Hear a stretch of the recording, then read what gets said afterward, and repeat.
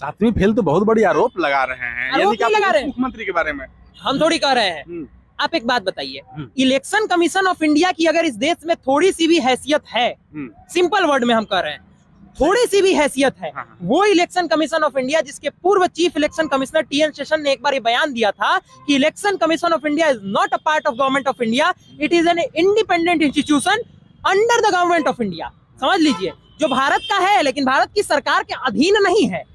वैसे autonomous body को जब आपने एफिडेविट दिया तो आपने लिखा कि हम 7वीं फेल हैं या 7वीं पास है, दोनों मान लेते हैं। नाम आप जान रहे हैं, हम क्यों बताएं नाम, जनता जान रही है हम किसका नाम ले रहे हैं। आप जाके देख लीजिए, समझाने की जरूरत नहीं है, उस सब समझ रहा है लोग।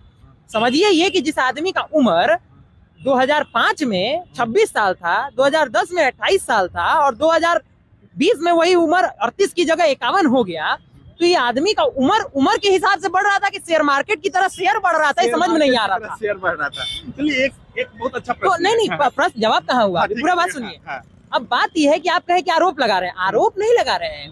उन्होंने जो बात सार्वजनिक तौर पे इलेक्शन कमीशन को दी है, उसी पेपर को आपके सामने ले आके दिखाने की, भैया देखिए ये सम्राट जी ने कहा है, ये हम दिखाने की कोशिश कर रहे हैं। हम कहे हैं हम सम्राट चौधरी हैं, ऐसा तो नहीं है।